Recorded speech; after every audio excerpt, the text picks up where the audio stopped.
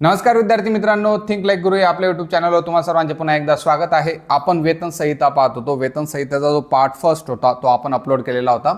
आजच्या लेक्चरमध्ये आपण पार्ट 2 पाहणार आहोत आणि याच्यामध्ये आपण जवळपास 10 ते 12 जे कायदे असतील वेतन संहितेचे ते पाहणार आहोत। त्याच्यानंतर आपलं लेक्चर नंबर 3 असेल, त्याच्यामध्ये उरलेला जो पार्ट असेल तो आपण कव्हर करू आणि लेक्चर नंबर 4 जो याचा असेल त्याच्यामध्ये आपण MCQ कंप्लीट करणार आहोत। आजची तारीख आहे 2 जून आणि मी जसं तुम्हाला बोललेलो होतो की 2 जून या दिवशी आपण काय करणार होतो, आपली जी टेस्ट सिरीज होती ती लॉन्च करणार होतो। रात्री 9 वाजेला तुम्हाला कोर्स जो आहे तो लाईव्ह दिसेल। आज दिवसभरात आपण त्याचं काम केलेलं आहे। MCQ मी अपलोड केलेले आहेत। MCQ आणि ज्या नोट्स असतील विथ MCQ ज्या आहेत त्या अपलोड केलेल्या आहेत। जवळपास 10 PDF आपलं काम झालेलं आहे। त्यापैकी 4 ते 5 PDF मी ऑलरेडी टेलिग्राम ग्रुपला अपलोड केलेल्या होत्या। तुम्हाला सांगितलं होतं की त्याचा अभ्यास करून ठेवा, म्हणजे टेस्ट सिरीजमधले जे क्वेश्चन असतील ते तुम्हाला टॅकल होतील। आजपासून आपले लेक्चर जे आहेत ते कंटिन्यू होतील। जास्त मी आता टाइमपास करत नाही, आपण डायरेक्ट वेतन संहितेवर जाऊया। ज्याला टेस्ट सिरीज जॉईन करायची आहे त्याने डिस्क्रिप्शन बॉक्समध्ये आपली लिंक आहे ॲपची, ती ॲप डाउनलोड करा आणि 199 मध्ये तुम्हाला जी टेस्ट सिरीज आहे ती भेटेल। टोटल 20 ते 25 दिवस आपली टेस्ट सिरीज चालेल आणि त्या फ्लोमध्येच तुम्हाला अभ्यास करायचा आहे। इतके जास्त कायदे आहेत, तर कायद्यांवरचे प्रश्न सॉल्व करणं तुमच्यासाठी मोस्ट इम्पॉर्टंट असेल। आणि जेव्हा तुम्ही क्वेश्चन सॉल्व करता तो कायदा जो असतो तो तुमचा क्लिअर होत असतो। आपली लेक्चर जी सिरीज असेल यूट्यूबवर ती आपली पूर्णतः फ्री आहे। याच्यामधले सगळे पॉईंट आपण जवळपास कव्हर करणार आहोत। परंतु ज्याला टेस्ट सिरीज जॉईन करायची आहे, नोट्स ज्या असतील जास्त डिटेलमधल्या ज्या नोट्स असतील त्या जर तुम्हाला पाहिजे असतील तर तुम्ही आपलं जे ॲप असेल ते डाउनलोड करू शकतात। ओके, 199 ची टेस्ट सिरीज आहे, आजपासून ती स्टार्ट होणार आहे। मागच्या लेक्चरमध्ये जर पाहिलं तर आपण प्रकरण 1 ते 3 कंप्लीट केलेले होते। प्रकरण 1 पासून 3 पर्यंत आपण कंप्लीट केलेले होते। आता आपण कशापासून चालू करणार आहोत, प्रकरण क्रमांक जे 4 आहे ते चालू करणार आहोत। आणि प्रकरण क्रमांक 4 जे असेल ते कशावर आहे, ते बोनस प्रदानावर आहे। पेमेंट ऑफ बोनस, बोनसचं पेमेंट कशा पद्धतीने करण्यात यावं याच्याबद्दल तुम्हाला प्रकरण 4 मध्ये इन्फॉर्मेशन दिलेली आहे। ओके, याचं पहिलं जे कलम आहे कलम क्रमांक 26 आहे आणि या कलम क्रमांक 26 कशा संबंधित आहे तर बोनससाठी पात्रता आणि बोनस दर याच्याबद्दल कलम क्रमांक 26 जे आहे ते तुम्हाला दिलेलं आहे। मोठं कलम आहे। आता आपण काय करणार आहोत, हे जे कलम असेल ते एक एक्झाम्पलच्या माध्यमातून कंप्लीट करणार आहोत। आता कलम 26 साठी पुन्हा एकदा आपण आपल्या फॅक्टरीमध्ये जाऊया। फॅक्टरीमध्ये 2 कॅरेक्टर आपण घेतलेले होते। एक होता तुमचा राजू आणि एक जो होता तो कोण होता, शर्माजी होता। हा राजू आहे आणि हा कोण आहे, शर्माजी आहे। जर मागचं लेक्चर तुम्ही पाहिलं असेल तर तुमचं क्लिअर झालं असेल। इकडच्या साईडला आपला कायम राजू असतो, इकडच्या साईडला कायम आपला शर्माजी असणार आहे। ओके, काय झालं, कंपनीमध्ये दिवाळीला 2 दिवस बाकी आहेत। कंडिशन लक्षात घ्या, दिवाळीला 2 दिवस बाकी आहेत। सर्व कामगार खुश आहेत की आपल्याला बोनस भेटणार आहे, बोनस भेटणार आहे। मग बोनस कधी भेटणार आहे याच्यासाठी सर्व कामगार कोणाकडे येतात, राजूकडे येतात। राजू काय करत होता, MPSCचा अभ्यास करत होता। राजू हुशार माणूस आहे। परत राजू काय करतो, सर्व कामगारांना घेऊन कोणाकडे जातो, या शर्माजीकडे जातो। शर्माजीला सांगतो की शर्माजी, दिवाळी जी आहे ती 2 दिवसात येणार आहे, तर या दिवाळीसाठी तुम्ही आम्हाला बोनस जो होता तो किती दिवसात जमा करणार आहात। शर्माजी मस्त बसलेला असतो AC मध्ये आणि सांगतो की राजू, तुला तर माहितीच आहे आपली कंपनी जी आहे घाट्यामध्ये चालू आहे, मार्केटमध्ये एकदम मंदी चालू आहे, असं काहीतरी तो कारण देतो। आपली कंपनी एकदम तोट्यात चालू आहे, या वर्षी कोणालाच बोनस भेटणार नाही असं शर्माजी जो आहे तो राजूला सांगतो। सर्व कामगार काय होतील असं ऐकल्यानंतर की आपला मोठा ऑथॉरिटीवाला सांगतोय की आपल्याला बोनस भेटणार नाही। जेवढे कामगार त्याच्याकडे आलेले होते सर्व काय झाले, नाराज झाले। आता त्यांची लास्ट होप कोण आहे, लास्ट होप त्यांची राजूच आहे। राजूकडे काय, खिशामध्ये पुस्तकच आहे, वेतन संहितेचं पुस्तकच आहे। काढलं त्यांनी वेतन संहिता आणि लगेच सांगितलं, राजू कोणाला सांगेल, शर्माजीला सांगेल की तुम्ही वेतन संहितेमधलं जे 26(1) कलम आहे ते नीट वाचा।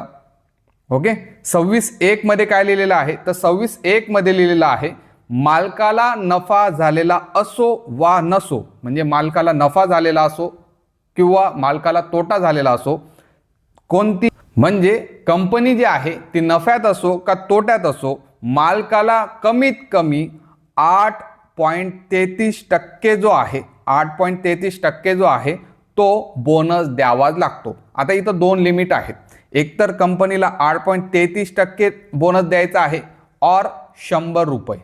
ओके, या दोघांपैकी जे जास्त आहे तितका बोनस कंपनीला द्यायचा आहे। 8.33 जास्त असेल तर इतका द्यायचा आहे, 100 रुपये जास्त असेल तर इतका द्यायचा आहे। हे दोन कंडिशन तुम्हाला 26(1) मध्ये पाहायला भेटेल. कशामध्ये पाहायला भेटेल? 26(1) मध्ये पाहायला भेटेल. आता शर्माजी होता, शर्माजीने पाहिलं की पूर्णच्या पूर्ण गँग आली, त्यांचा लीडर राजू सोबत आलेला आहे. ओके, आणि इथं शर्माजीला एक माणूस असा स्पॉट झाला. कोण होता तो? मागच्या याच्यामध्ये गण्या पण आपण घेतलेला होता, गण्या पण त्याच्यामध्ये स्पॉट झाला. शर्माजी सांगतो, आता शर्माजीची काय होता, इंग्रजांचं थोडंसं अनुसरण करायचं आणि सांगायचा, तोडा आणि फोडा राजनीतीकडे त्याचं लक्ष होतं. शर्माजी सांगतो की राजू तू सर्वांना घेऊन आला, चला आपण सगळ्यांना बोनस देऊ. पण हा जो गण्या आहे याला कंपनीमध्ये जॉईन करून किती महिने झाले? 2च महिने झालेले आहेत. किती? फक्त 2 महिने झालेले आहेत. तर या गण्याला काय, मी अजिबात बोनस देणार नाही. फक्त 2च महिने जॉईन झालेत म्हणून गण्याला बोनस भेटणार नाही असं तो त्याला सांगतो. पुन्हा एकदा राजू पुस्तक काढतो आणि शर्माजीला सांगतो, कायद्यात म्हणजे कलम क्रमांक 26 मध्ये असं क्लिअरली मेन्शन केलेलं आहे की ज्या व्यक्तीला एखाद्या कंपनीमध्ये 30 दिवसांपेक्षा जास्त दिवस झालेले असतील, ज्या व्यक्तीला एखाद्या कंपनीमध्ये 30 दिवसापेक्षा जास्त जर झाले असतील तर त्या व्यक्तीला बोनस भेटत असतो. आता गण्याला किती महिने झालेत? 2 महिने झालेत. तर 100% 30 दिवसापेक्षा जास्त गण्या काम करतोय त्या कंपनीत, म्हणजे या कंडिशनमध्ये तुमचा जो गण्या असेल त्याला सुद्धा बोनस भेटणार आहे. आता राजू जो आहे तो म्हणून घेतो. ओके, आता राजूचा अजून एक दुश्मन आहे. दुश्मन म्हणजे थोडासा वैचारिक दुश्मन आहे. त्या कंपनीमधला जो इंजिनियर आहे तो राजूचा एक दुश्मन आहे. ओके, तर हा इंजिनियर काय पाहिलं? इंजिनियरने पाहिलं की सर्व कामगारांना शर्माजी किती बोनस देत आहेत? 8.33%. ओके, या कंडिशनमध्ये राजूचा पगार किती होता? 15,000 होता आणि 15,000च्या 8.33% राजूला बोनस भेटणार होता. ओके, हा इंजिनियर पुन्हा शर्माजीकडे जातो की शर्माजी तुम्ही सर्वांना बोनस देत आहेत, म्हणजे मी पण एक कर्मचारीच आहे तुमचा, तर तुम्ही मला पण बोनस द्या. शर्माजी सांगतो की इंजिनियर साहेब तुम्हाला पण आम्ही बोनस देऊया 100%. पण इंजिनियर आता शर्माजी सोबत डोकं लावतो. शर्माजी सोबत असं डोकं लावतो की इंजिनियर सांगतो की माझा जो पगार आहे तो 50,000 रुपये आहे.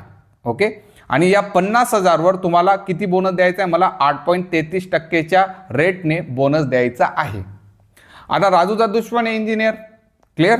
शर्माजी तर काही नाही, आपले 2-4 आपण त्यांना 2-4 कायदे फेकून मारले तर शर्माजी ऐकून घेतात, परंतु हा इंजिनियर थोडा जास्त दुश्मन आहे. मग लगेच शर्माजीला टेन्शन येऊन लागतं की 50,000च्या 8.33% मला एवढा बोनस द्यावा लागणार आहे. शर्माजी विचारतो राजूला, तुझं काय म्हणणं आहे मित्रा? राजू काय सांगतो की 26(2) मध्ये क्लिअरली मेन्शन केलेलं आहे, जर 26(2) मध्ये मेन्शन केलेलं आहे की जेव्हा एखादा मालक बोनस देतो तर बोनस देण्यासाठी एक मर्यादा त्याच्यामध्ये ठरवून दिलेली आहे. आधी ही जी मर्यादा होती ती 21,000ची होती. कितीची? 21,000ची होती. जर एखाद्या व्यक्तीचा पगार या 21,000 पेक्षा जास्त असेल, इथं पहा इंजिनिअरिंगचा पगार कितीचा आहे? 50,000 रुपये आहे. 21,000 पेक्षा जास्त आहे ना, तर 100% 21,000 पेक्षा 50,000 जास्त असतील. मग अशा कंडिशनमध्ये जेव्हा सिलिंगच्या वरती एखाद्याचा पगार असेल त्यावेळेस त्याचा जो बोनस कॅल्क्युलेट करायचा असेल तो 21,000वरच कॅल्क्युलेट करावा लागेल. म्हणजे 21,000च्या 8.33% त्या व्यक्तीला बोनस भेटेल. 50,000च्या 8.33%वर बोनस भेटणार नाही. ही काय आहे? एक सिलिंग मर्यादा आहे, एक पातळी त्यांनी देऊन दिलेली आहे. याच्यामुळे काय होतं, मालकाचं सुद्धा नुकसान होत नाही. समजा एखाद्या कंपनीमध्ये एखादा नोकर असेल आणि त्याचा 1,00,000 पगार असेल तर 1,00,000 पगाराच्या 8.33% बोनस देणं चुकीचं ठरेल. मग अशा वेळेस 1,00,000वर बोनस दिला जाणार नाही, 21,000वर जो आहे तो बोनस दिला जातो. 21,000च्या 8.33% त्या व्यक्तीला बोनस भेटणार आहे. एकदम क्लिअर गोष्ट आहे आणि हे 26(2) मध्ये दिलेलं आहे. मग याच कॅल्क्युलेशननुसार आपला जो राजू होता, आपल्या राजूला 15,000च्या 8.33% बोनस भेटला आणि जो आपला इंजिनियर होता त्याला 50,000च्या पगारावर न भेटता 21,000च्या 8.33% इतका बोनस भेटणार आहे. ही गोष्ट तुम्हाला लक्षात ठेवायचं. या कायद्याने काय झालं, जे मालक होते त्यांना जास्त बोनसचा इफेक्ट पडायला नको म्हणून एक सीलिंग मर्यादा याच्यामध्ये दिलेली आहे. आता आपण रेग्युलर जे दुश्मन होते राजू आणि शर्माजी यांच्याकडे जाऊया. इंजिनिअरिंगचं कांड झालं, इंजिनिअरिंगला बिचारायला 21,000च्या याच्यावरच 8.33% बोनस भेटला. आता शर्माजीने परत एक डोकं लावलं. शर्माजीने काय डोकं लावलं? शर्माजी बोलला की आपली जी फॅक्टरी आहे, आपली ही जी टोटल फॅक्टरी होती, ही जी आपली फॅक्टरी आहे, मी थोडंसं रफ करतो म्हणजे आपलं क्लिअर होऊन जाईल. ही जी फॅक्टरी आहे ती नवीन आहे. काय आहे, मी तुम्हाला बोललो होतो ना, आत्ताच आपण फॅक्टरी स्टार्ट केली. आपली जी फॅक्टरी आहे ती नवीन आहे आणि याच वर्षी नवीन सुरू झालेली आहे. सरकार नवीन कंपन्यांना बोनस देण्यापासून पूर्णतः सूट देतं, असं कोण बोलला? शर्मा बोलला राजूला आणि सांगितलं की आपली फॅक्टरी नवीन असल्यामुळे आम्ही तुम्हाला बोनस देणार नाही. तर परत एकदा राजू काय करतो, राजू पुस्तक काढतो आणि पुस्तकामधलं 26(6) जे कलम आहे ते वाचून दाखवतो. आता या 26(6) कलम मध्ये काय दिलेलं आहे, तर 26(6) कलम मध्ये दिलेलं आहे, एखादी कंपनी जर स्थापन झाली असेल, नवीन स्थापन झालेली असेल, तर जी कंपनी आहे ते पहिले 5 वर्ष बोनस देण्यापासून त्यांना सूट दिलेली असते. कोणतीही नवीन कंपनी स्थापन केलेली असेल तर पहिले 5 वर्ष त्यांना बोनस देण्यापासून सूट दिलेली असते. ती जी सूट आहे तिच्यावर एक अट दिलेली आहे. ती अट कोणती आहे? जर पहिल्या 5 वर्षामध्ये कंपनी नफ्यात आली तर कंपनी नफ्यात आल्यामुळे बोनस जो आहे तो द्यावाच लागतो. ही झाली नफ्याची गोष्ट. नफ्याची गोष्ट म्हणजे जर कंपनीला पहिल्या 5 वर्षामध्ये जर फायदा होत असेल तर त्याला बोनस द्यावा लागणार आहे. आता समजा या कंपनीला पहिले 5 वर्ष तोटा झाला. काय झाला? तोटा झाला. तर कंपनीला अजिबात बंधनकारक नाही की त्यांनी ज्या मजुरांना, जे मजूर आहेत, जे कामगार आहेत त्यांना बोनस द्यायचा. आणि आता कंपनी काय केलेलं, 5 वर्ष त्यांनी तोट्यात दाखवली, 6, 7, 8 वर्षापर्यंत त्यांनी तोट्यात दाखवलं. मग 8 वर्षानंतर अशी कंडिशन आहे, अशी अट आहे की 8व्या वर्षानंतर त्या कंपनीला फायदा असो का तोटा असो, त्याला मजुरांना 8.33% दराने बोनस जो आहे तो द्यावाच लागणार आहे. ओके, बोनस जो आहे तो द्यावाच लागणार आहे. 8.33 पेक्षा जास्त पण असू शकतं, परंतु 8.33 पेक्षा तुम्हाला कमी बोनस देता येणार नाही. मग आता पाहूया की आपलं जो नोट्स आहे त्याच्यात कोणकोणत्या गोष्टी दिलेल्या आहेत. कारण 4 मध्ये मी बोललो बोनस प्रदान आहे. चॅप्टर जे 4 आहे पेमेंट ऑफ बोनस बद्दल दिलेलं आहे. ओके, कलम 26 मध्ये बोनससाठी पात्रता आणि बोनसचा दर दिलेला आहे. बोनस कोणाला मिळेल, तर या प्रश्नाचं उत्तर तुम्हाला 26(1) मध्ये पाहायला भेटतं. ज्या कर्मचाऱ्याने एका लेखावर्षामध्ये म्हणजे 1 एप्रिल ते 31 मार्च, आता लक्षात ठेवायचं लेखावर्ष म्हणजे 1 एप्रिल ते 31 मार्च हा लेखावर्ष असतो. तर या लेखावर्षामध्ये किमान 30 दिवस जर त्याने काम केलं असेल तर तोच कर्मचारी बोनस मिळवण्यासाठी याच्यामध्ये पात्र ठरणार आहे. आता विचारलं जातं एक्झाममध्ये की कलम 26(1) नुसार कोणता कर्मचारी जो आहे तो बोनससाठी पात्र असेल. ऑप्शन 30 दिवस, 90 दिवस, 6 महिने असं देऊ शकतात. तर तिथं लक्षात ठेवायचं 30 दिवसापर्यंत जर त्याने काम केलेलं असेल तर त्याला 100% बोनस जो आहे तो भेटणार आहे. किमान बोनस किती द्यावा हे 26(1) मध्ये लिहिलेलं आहे. पात्र कर्मचाऱ्याला त्याच्या वर्षाच्या एकूण वेतनाच्या म्हणजे टोटल, आपला राजू किती होता, त्याचं एकूण वेतन 15,000 होतं, तर या एकूण वेतनाच्या 8.33% किंवा 100 रुपये यापैकी जी रक्कम जास्त असेल तिला किमान बोनस म्हणून आपण देत असतो. 15,000च्या 8.33% म्हणजे जवळपास 1200-1300 रुपये भेटतात. 100 पेक्षा जास्त आहे म्हणून अशा कंडिशन मध्ये राजूला किती भेटणार आहे, 1250 रुपये जे आहेत ते बोनस म्हणून भेटणार आहे. कंपनीला त्या वर्षी नफा झाला असो वा नसो. ओके, जसं शर्माजी सांगत होते की आपल्याला तोटा झाला आहे तर बोनस देणार नाही, तर असं काही नसतं. कंपनीला त्या वर्षी जर नफा झाला असो का तोटा झाला असो तरीही मालकाला 8.33% किमान जो बोनस आहे तो द्यावा लागणार आहे. हे 26(1) मध्ये क्लिअरली मेन्शन केलेलं आहे. आता आपण 26(3) आणि 26(5) जो आहे त्याच्याबद्दल पाहूया. जर कंपनीला चांगला नफा झाला असेल, जर समजा कंपनीला भरपूर नफा झाला असेल तर मालक किमान बोनसपेक्षा जास्त रक्कम जी आहे ती देऊ शकतो. मी बोललो होतो ना, मिनिमम 8.33 आहे, मालक जास्त देऊ शकतो.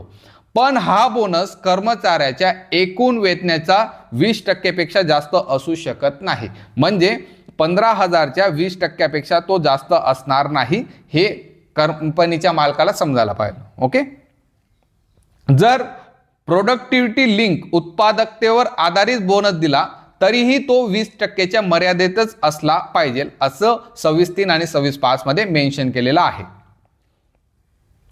आता जी इंजिनिअरिंगची कंडिशन होती ती 26(2) मध्ये दिलेली होती. या 26(2) मध्ये काय म्हटलेलं होतं, सरकार बोनस मोजण्यासाठी एका वेतनाची कमाल मर्यादा ठरवते. कमाल मर्यादा पूर्वी किती होती? 21,000च्या आसपास जी कमाल मर्यादा होती ती दिली गेलेली होती. जर एखाद्या कर्मचाऱ्याला पगार सरकारने ठरवून दिलेल्या मर्यादेपेक्षा जर जास्त असेल, आपला इंजिनियरचा पगार जो होता तो 50,000 होता, या कमाल मर्यादेपेक्षा तो जास्त होता.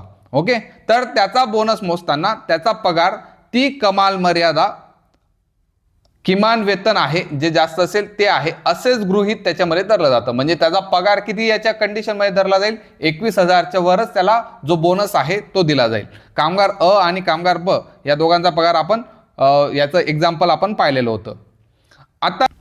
आता पुढे आपण 26.6 आणि 26.9 पाहिलेलं होतं, ज्या नवशिक्या किंवा नवीन कंपन्यांसाठी विशेष सवलत दिली होती. जसं शर्माजी बोललेले होते की आपली कंपनी नवीन आहे तर आपल्याला सरकारने काय दिलेलं आहे? सूट दिलेली आहे, ते इथं तुम्हाला दिलेलं आहे. 26.6 मध्ये काय दिलेलं आहे? नवीन कंपनीने उत्पादन सेवा विकण्यास सुरुवात केल्यापासून पहिल्या 5 वर्षात, बोललो होतो ना, पहिल्या 5 वर्षात जर कंपनीला प्रॉफिट झाला तरच त्यांना बोनस द्यावा लागणार आहे. ओके, जर कंपनी पहिल्या 5 वर्षात तोट्यात असेल तर 8.33% दराने त्यांना त्यांच्यावर बोनस देणं बंधनकारक असणार नाही. ही गोष्ट तुम्हाला लक्षात ठेवायची आहे. पहिल्या 5 वर्षामध्ये जर नफ्यात गेली तरच बोनस द्यायचा आहे, तोट्यात गेली तर बोनस देणं बंधनकारक नाही. आता चेक कसं करायचं की ती कंपनी नफ्यात आहे का तोट्यात आहे, तर त्याचं सुद्धा एक्सप्लेनेशन याच्यामध्ये दिलेलं आहे. नफा कसा मोजायचा? कंपनीचं घसारा मूल्य आणि आधीच्या वर्षाचे तोटे जे आहेत ते त्याच्यामधून वजा केले जातात आणि उरलेली जर प्लसमध्ये असेल तर त्याला नफा जो आहे तो मानला जातो. इतका इम्पॉर्टंट नाही असं विचारणार नाही तुम्हाला एक्झाम्पलमध्ये की नफा आहे का तोटा आहे ते कॅल्क्युलेट करा, याची काही गरज नाही.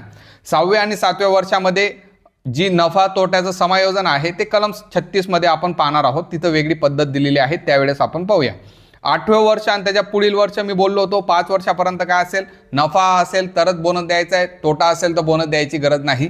नंतर 8व्या वर्षापासून नफा असो का तोटा असो त्याला बोनस जे आहे ते देणं बंधनकारक असणार आहे. हा तुमचा कलम क्रमांक 26 झाला. याच्यामध्ये तुम्हाला 3-4 ज्या गोष्टी होत्या त्या क्लिअर झाल्या असतील. याच्यामधून तुम्हाला हेच प्रश्न येतील की कोणाला बोनस द्यायचा आहे, कोणाला बोनस द्यायचा नाही, या टाईपचे प्रश्न तुम्हाला कलम 26 मध्ये पाहायला भेटतील. आता पुढचं जे कलम आहे ते आपलं कलम क्रमांक 27 आहे. बोनसमध्ये प्रमाणशीर कपात याच्याबद्दल कलम 27 मध्ये लिहिलेलं आहे. एकदम सिंपल एक्झाम्पल मी तुम्हाला सांगतो. आता आपली कंपनी होती. ओके, ही जी कंपनी आहे वर्षामध्ये आपले दिवस किती असतात? 365 दिवस असतात. आपले मजूर काय 365 दिवस काम करतात का? तर अजिबात नाही. त्यांना रविवारच्या सुट्ट्या असतात, काही सणांच्या सुट्ट्या असतात, वेगवेगळ्या प्रकारच्या सुट्ट्या असतात. समजा आपली जी कंपनी आहे ती वर्किंग केलेली आहे 300 दिवस. किती दिवस? 300 दिवस. इथं आपला शर्माजी होता. ओके, आणि इथं आपला राजू होता. आता शर्माजीने ठरवलं की आपल्याला कमीत कमी 100 रुपये बोनस द्यायचा आहे. आता ही 8.33 ची कंडिशन राहू द्या, कमीत कमी आपल्याला किती द्यायचं आहे? 100 रुपये बोनस लोकांना द्यायचा आहे. आता शर्माजींनी काय केलं? मजुरांना बोलवलं की आम्ही तुम्हाला 100 रुपये बोनस देणार आहोत. आपला राजू गेला. आता राजू जो होता त्याने काय केलं? कंपनीचे जे वर्किंग डेज होते, वर्किंग डेज म्हणजे आपली कंपनी किती दिवस चालू होती? तर कंपनी जी होती ती 300 दिवस चालू होती. राजूने पूर्ण 300 दिवस काम केलेले आहेत. किती? पूर्ण 300 दिवस काम केलेले आहेत. ओके, आणि जो गण्या आहे तो काय होता? बिचारा टप्पा मारणारा होता. ओके, टप्पा मारणारा म्हणजे त्याने पूर्ण वर्षामध्ये फक्त 150 दिवस काम केलेले आहेत. वरती रूल आपल्याला काय सांगत होता? किमान 30 दिवस काम केलेलं असेल तर तो बोनस मिळण्यासाठी पात्र आहे. तर याचा अर्थ असा होत नाही की इथं राजू जो होता तो पूर्ण 300 दिवस काम केलं तर राजूला आणि गण्याला ज्याने फक्त 150 दिवस काम केलं दोघांना सारखा बोनस भेटेल असा याचा अर्थ होत नाही. ओके, तर याच्यामध्ये तुम्हाला काहीतरी राजूला बेनिफिट द्यावं लागेल आणि गण्याला थोडंसं बेनिफिट कमी करावं लागेल. तर अशा वेळेस शर्माजी जे आहेत या 100 रुपये जे असतील त्याने ठरवलं होतं ना की 100 रुपये द्यायचे आहेत. तर आपला जो राजू आहे त्याला 300 दिवस म्हणजे संपूर्ण दिवस काम केल्यामुळे राजूला तो 100 रुपये कंप्लीट देऊन देईल. गण्याचं मागायला जाईल की मी बोनससाठी पात्र आहे, मला 100 रुपये द्या. तर अशा कंडिशनमध्ये शर्माजी गण्याला जो आहे तो 100 दिवस 100 रुपये जे असतील ते कंप्लीट देणार नाहीत. गण्याने अर्धाच टाईम काम केलेला आहे म्हणून या 100चे तो काय करेल? अर्धा करेल. या 100चे किती करेल? हाफ करेल. आणि 100चा हाफ किती होतो? 50 रुपये. आणि या गण्याला जो बोनस मिळणार आहे तो किती भेटणार आहे? 50 रुपये भेटणार आहे. ही जी प्रोसिजर आहे ती कलम क्रमांक 27 मध्ये दिलेली आहे. आपण एकदा चेक करू की या कलममध्ये नेमकं काय म्हटलेलं आहे. तुम्हाला एक्झाम्पल थ्रू माहितीच पडलं असेल.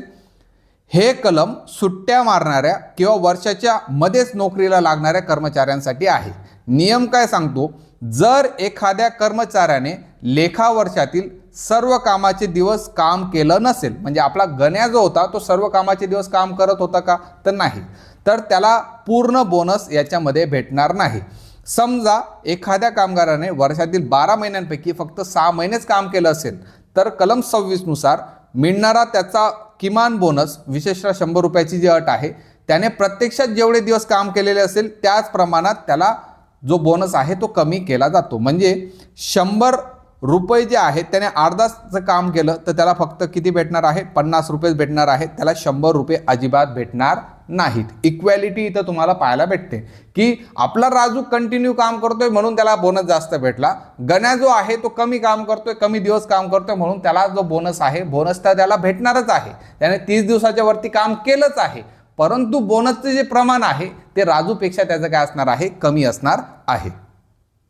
आता कलम क्रमांक 28 कडे जाऊया आणि या कलम क्रमांक 28 मध्ये कामाचे दिवस कसे मोजायचे याच्याबद्दल दिलेलं आहे. याच्यासाठी पुन्हा एक आपण एक्झाम्पल घेऊया. ही आपली फॅक्टरी होती. ओके, इकडं तुमचा शर्माजी होता, इकडं तुमचा कोण होता, राजू होता, इकडं तुमचा कोण होता, गण्या होता. राजूने 300 दिवस काम केलं. ओके, शर्माजीने राजूला किती रुपये दिले, 100 रुपये दिले. या गण्याने 150 दिवस काम केलं, शर्माजीने या गण्याला किती रुपये दिले, तर याच्या प्रमाणात म्हणजे 50 रुपये जे आहेत ते दिलेले होते. तिसरं आपलं आता याच्यामध्ये कंडिशन टाकूया. ही सुनीता होती, जी मागच्या एक्झाम्पलमध्ये तुम्ही पाहिलेलं होतं. सुनीता जी होती ती सुद्धा आपल्या कंपनीमध्ये काम करत होती. आता सुनीताने काय होतं, सुनीताला प्रसूती रजा ज्या होत्या त्या भेटलेल्या होत्या. ओके, या प्रसूती रजा सुनीताला भेटलेल्या होत्या. सुनीता 6 महिने काम करायला आलीच नाही. मग आता 6 महिने सुनीताने काम केलेलं नाही, तिचे पण वर्किंग डेज 150 दिवस भरलेले आहेत. किती, 150 डेज.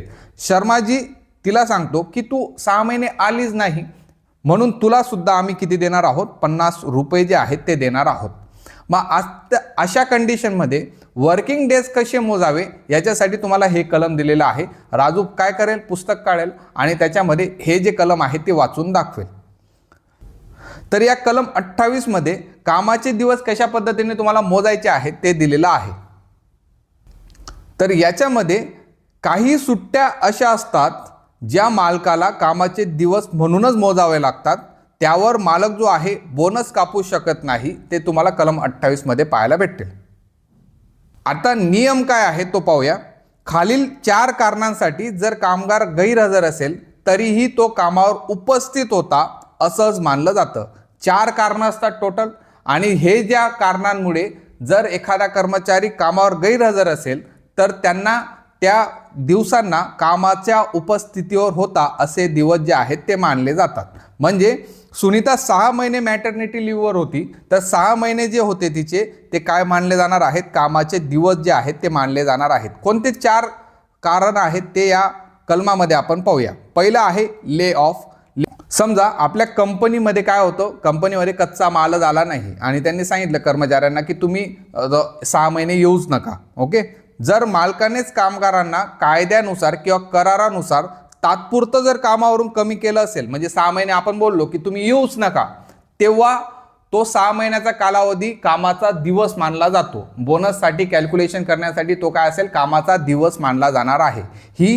हे तुमचं काय असेल, हे तुमचं पहिलं कारण असेल.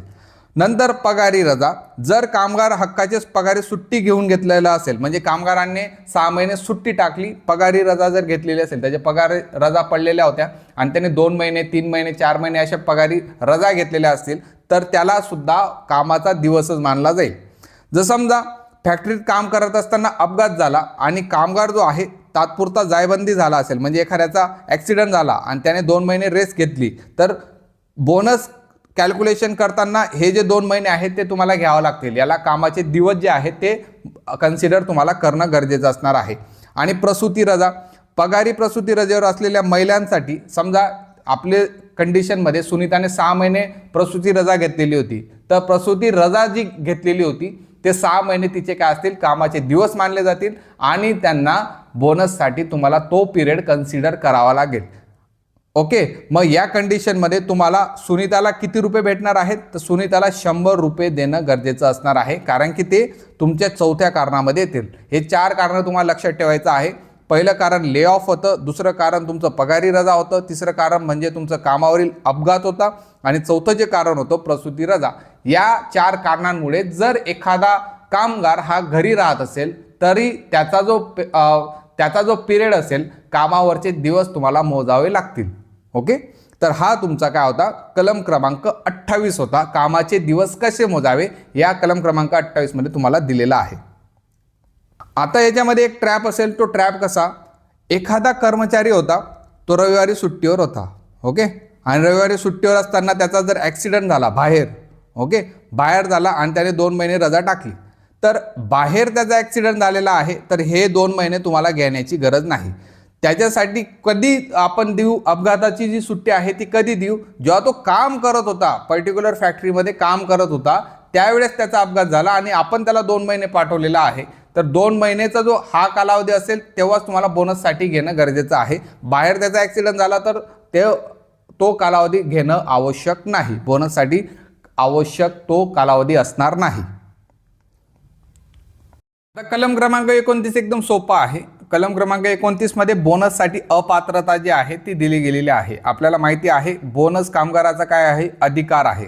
ओके, एक प्रकारचा अधिकार तो असणार आहे, परंतु प्रत्येक कामगाराला तुम्हाला बोनस देणं गरजेचं आहे का, तर नाही. समजा एखादा कर्मचारी होता, तुमच्या कंपनीमध्ये एखादा कर्मचारी होता आणि कर्मचारीला तुम्ही कामावरून काढून टाकलेला आहे. ओके, डिसमिस फ्रॉम सर्व्हिस हा शब्द महत्त्वाचा आहे.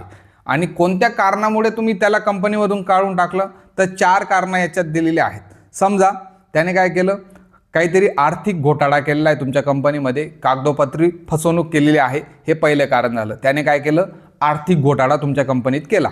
दुसरी गोष्ट आहे, त्यांनी तुमच्या कंपनीत म्हणजे फॅक्टरीच्या आवारातच दंगल किंवा हिंसाचार केलेला आहे. फॅक्टरीच्या आवारात त्याने भयानक मारामारी केली आहे आणि त्याच्यामुळे तुम्ही काय केलं, त्याला डिसमिस फ्रॉम सर्व्हिस म्हणजे कंपनीमधून तुम्ही त्याला काढून टाकलं. तिसरी गोष्ट आहे, जर समजा त्याने कंपनीच्या मालमत्तेची चोरी केली, काय केली, चोरी केली आणि कंपनीची मालमत्ता जी आहे तिला जाणीवपूर्वक त्याने कंपनीच्या मालमत्तेची तोडफोड केली, हा तिसरा. आणि चौथा, समजा त्याने लैंगिक छळ केलं आणि लैंगिक छळच्या गुन्ह्याखाली त्याला शिक्षा झालेली आहे आणि या 4 कारणांमुळे तुम्ही त्या व्यक्तीला कंपनीतून काढून टाकलं. काय केलं, कंपनीतून कामावरून त्याला काढून टाकलं. तर या 4 कंडिशनच्या वेळेस जर तो व्यक्ती तुमच्याकडे बोनस मागायला आला तर तुम्ही त्याला बोनससाठी काय अपात्र ठरवणार आहात. 4 कारणं लक्षात ठेवा. पहिलं कारण असेल, एक आहे फसवणूक. ओके, त्याने आर्थिक घोटाळा केला. दुसरं कारण असेल, त्याने कंपनीच्या आवारात दंगल किंवा हिंसा केली. तिसरं कारण असेल, कंपनीमध्ये त्याने चोरी केली किंवा एखाद्या कंपनीच्या प्रॉपर्टीचं नुकसान केलं. आणि चौथं कारण असेल, लैंगिक छळ जर त्या व्यक्तीने केलेला असेल. तर अशा 4 कंडिशनमध्ये जर तुम्ही त्याला डिसमिस फ्रॉम सर्व्हिस केलं तर त्या व्यक्तीला बोनस भेटणार नाही. आता अजून एक कंडिशन सांगतो. हे 4 कारणांमुळे जर तुम्ही त्याला तात्पुरतं निलंबित केलेलं असेल, काय केलेलं असेल, तात्पुरतं सस्पेंड केलेलं असेल, तर त्याला बोनस भेटेल. परंतु जर तुम्ही त्याला डायरेक्ट कामावरून काढून टाकलं, डिसमिस फ्रॉम सर्व्हिस केलं, तर अशा कंडिशनमध्ये त्याला बोनस भेटणार नाही. हे तुम्हाला कलम क्रमांक 29 मध्ये पाहायला भेटतं. आता समजा त्या व्यक्तीने कंपनीच्या आवारात मारामारी केली नाही, कंपनीच्या बाहेर त्याने मारामारी केली. ओके, आणि कंपनीच्या बाहेर जर त्याने मारामारी केली असेल, आपला काही संबंध नाही, अशा व्यक्तीला तुम्हाला बोनस देणं गरजेचं असणार आहे. जर कंपनीच्या आत मारामारी केली आणि त्याला जर डिसमिस फ्रॉम सर्व्हिस केलं तर या कंडिशनमध्ये तुम्हाला त्या व्यक्तीला बोनस देणं बंधनकारक असणार नाही. तुम्ही त्याला बोनस द्यायचाच नाही. 4 कारण तुम्हाला लक्षात ठेवणं गरजेचं असणार आहे.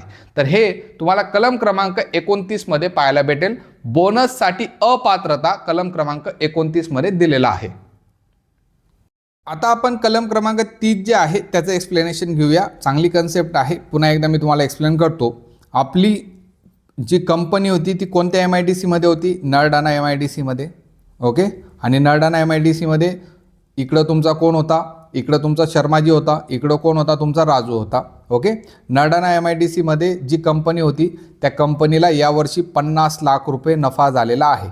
ओके, आणि ही कंपनी आपली नरडाणा MIDC मध्ये होती. आपल्याच कंपनीची एक ब्रांच कुठे आहे? आपल्याच कंपनीची एक ब्रांच पुणे येथे आहे. ओके, आपल्याच कंपनीची ब्रांच आहे पुण्यामध्ये आहे. मालक काय आहे या दोघी कंडिशनमध्ये? एकच आहे. म्हणजे त्या मालकाची नरडाणा MIDC मध्ये सुद्धा कंपनी आहे, त्याच मालकाची पुणे MIDC मध्ये सुद्धा कंपनी आहे. आणि पुण्यामध्ये जी कंपनी होती तिच्यामधला जर या वर्षाचा नफा पाहिला तर या कंपनीला नफा अजिबात झालेला नाही. या कंपनीला 20 लाखाचा तोटा झालेला आहे. म्हणजे 20 लाखाचा तोटा या कंपनीला झालेला आहे. शर्माजी दोघी कंपनीचा मॅनेजर आहे, इकडचा बी मॅनेजर आणि इकडचा बी मॅनेजर. मग पुणे कंपनीमधले जे कामगार होते ते राजूकडे आले आणि सांगितलं की शर्माजी आम्हाला सांगतोय की कंपनीला 20 लाखाचा तोटा झालेला आहे, त्याच्यामुळे शर्माजी आम्हाला अजिबात काय बोनस द्यायला तयार नाही. तो सांगतोय की कंपनी आपली तोट्यात आहे म्हणून मी तुम्हाला बोनस देणार नाही. तर इथं कलम 30 महत्त्वाचा या कंडिशनमध्ये तुम्हाला पाहायला भेटतो. शर्माजीकडे राजू जातो आणि कलम 30चा रेफरन्स देतो. कलम 30 मध्ये काय म्हटलेलं आहे? जर एखाद्या आस्थापनेचे म्हणजे ही जी आस्थापना होती नरडाणा MIDCची जी आस्थापना होती, एस्टॅब्लिशमेंट होती, वेगवेगळे डिपार्टमेंट असतील, वेगवेगळे उपक्रम असतील, वेगवेगळ्या शाखा असतील. आता याच्यामध्ये आपल्याला वेगवेगळी आस्थापना पाहायला भेटली नाही, वेगवेगळे विभाग पाहायला भेटलेले नाही, उपक्रम पाहायला भेटले नाही, परंतु या ठिकाणी आपल्याला शाखा पाहायला भेटली. म्हणजे आपली जी शाखा होती एक नरडाणा MIDC मध्ये होती आणि दुसरी शाखा पुणे MIDC मध्ये होती. तर पुण्याची जी शाखा आहे ती आपल्याशी रिलेटेड आहे. मग एखाद्या एस्टॅब्लिशमेंटच्या वेगवेगळ्या शाखा असतील तर जेव्हा तुम्ही बोनस कॅल्क्युलेट करतात तेव्हा त्यांना तुम्ही एकच आस्थापनेचा भाग जो आहे तो मानावा लागतो. म्हणजे एकच आस्थापना तुम्हाला कन्सिडर करावं लागेल.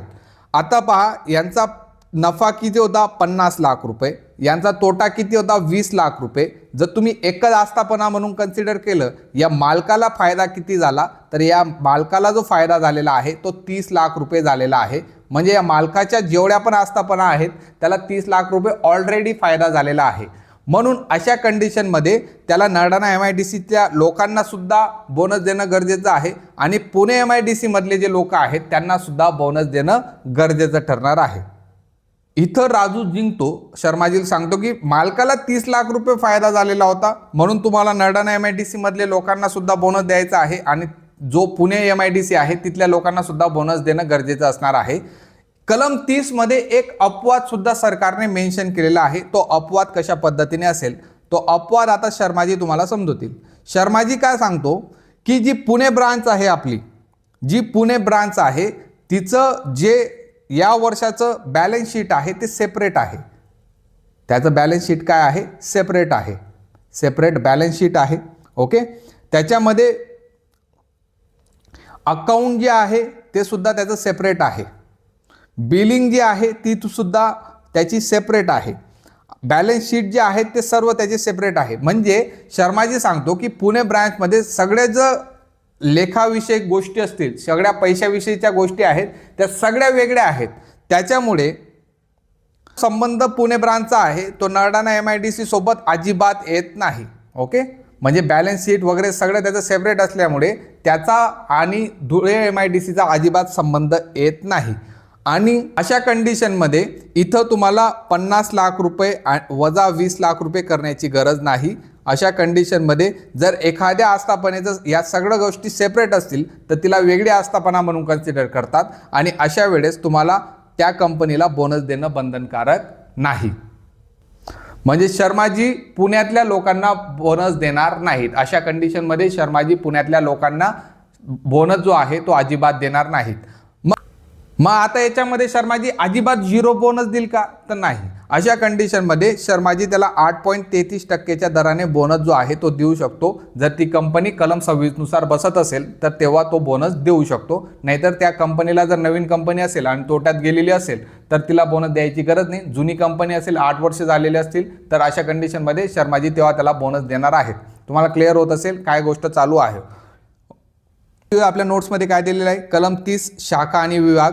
जेव्हा एखाद्या मोठ्या कंपनीच्या अनेक ठिकाणी शाखा असतात तेव्हा बोनस मोजण्यासाठी त्या सर्व शाखा एकच कंपनी मानल्या जातात की वेगळ्या, यावर हे कलम तुम्हाला पाहायला भेटेल. म्हणजे तुम्हाला बोललो ना, नरडाणा MIDC आणि पुणे MIDC याच्यामधल्या ज्या जो कंपन्या आहेत त्या दोघी एकच मानल्या जातील किंवा वेगवेगळ्या मानल्या जातील हे तुम्हाला कलम 30 मध्ये दिलेलं आहे. आणि तो कलम कशा पद्धतीने असेल, तरतूद कशा पद्धतीने असेल, नियम असं सांगतो की कंपनीचे वेगवेगळे विभाग किंवा शाखा कुठेही असोत, बोनस मोजण्यासाठी ते सर्व एकाच आस्थापनेचे भाग म्हणून मानले जातात. म्हणून नरडण्याचा फायदा आणि पुण्याचा तोटा एकत्र याच्यामध्ये मोजला जातो आणि सर्वांना बोनस जो आहे तो भेटतो. याच्यामधला अपवाद मी सांगितला, जर पुण्याच्या शाखेचा स्वतंत्र ताळेबंद आणि नफा तोटा पत्रक असेल तर त्यावेळेस पुण्याची जी शाखा असेल ती आपण काय करणार आहोत, स्वतंत्र आस्थापना मानणार आहोत आणि त्यांना एक्स्ट्रा बोनस भेटणार नाही. किमान जो आहे 8.33% रेटमध्ये त्यांना बोनस जो आहे तो भेटणार आहे. एक्स्ट्रा बोनस याच्यामध्ये भेटणार नाही. आता आपण पुढचं जे पाहणार आहोत, कलम 31 पासून 35 पर्यंत जे कलम आहेत ते आपण पाहणार आहोत. एकदम किचकट कॅल्क्युलेशन तुम्हाला या कलमांमध्ये पाहायला भेटतील, म्हणून नीट लक्ष द्या की मी काय सांगतोय. सगळे कॅल्क्युलेशन याच्यामध्ये तुम्हाला पाहायला भेटतील आणि एकदम डिफिकल्ट कॅल्क्युलेशन हे आहेत. जर तुम्हाला एकदा कन्सेप्ट समजली तर हे जेवढे कलम आहेत ते इझिली तुम्हाला अंडरस्टँड होतील. ओके, याच्यासाठी एक एक्झाम्पल घेऊया, एकदम नीट ऐका, कारण की बाकीच्या गोष्टी ज्या असतात ते कॉमन सेन्सने सुटतात, परंतु या ज्या गोष्टी आहेत याच्यामध्ये कॅल्क्युलेशन तुम्हाला पाहायला भेटणार आहे. आपली जी स्टोरी होती तिच्यामध्ये आपली फॅक्टरी होती. ओके, याच्यामध्ये शर्माजी होते. ओके, याच्यामध्ये राजू होता. आता या राजूला आपण थोडा टाईमसाठी दूर करूया. ओके, याच्यामध्ये जे काम आहे ते शर्माजीचं आहे. आता तुम्हाला समजेल की शर्माजीला आपण 80,000 रुपये पेमेंट का देतो आहेत. 80,000 रुपये पेमेंट का देतो आहे तुम्हाला या कलमाच्या अभ्यासावरून तुम्हाला ते समजेल. ओके, तर शर्माजी होता, आपली कंपनी चालली, वर्षभर कंपनी चालली. वर्षभर कंपनी चालल्यानंतर तुम्हाला एक गोष्ट पाहायला भेटली की आपण कंपनी का रन करत होतो, तर आपलं काम होतं की आपण कंपनी फक्त आणि फक्त प्रॉफिटसाठी करत होतो. प्रॉफिटसाठी आपण करत होतो. समजा आपल्याला कंपनीचा प्रॉफिट जो आहे तो 2 लाख रुपये झाला. किती? 2 लाख रुपये आपल्याला पूर्ण वर्षभरामध्ये कंपनीचा जो प्रॉफिट आहे तो झालेला आहे. आता हे 2 लाख रुपये शर्माजी कोणत्याही कंपनीचा जो नफा येतो तो कॅल्क्युलेट करण्यासाठी शर्माजी स्वतःची मेथड वापरणार नाहीत. केंद्र सरकारने एक मेथड दिलेली आहे, त्या मेथडचा वापर करून त्याने जो प्रॉफिट होता तो कॅल्क्युलेट केला. किती आला तो प्रॉफिट? 2 लाख रुपये आला.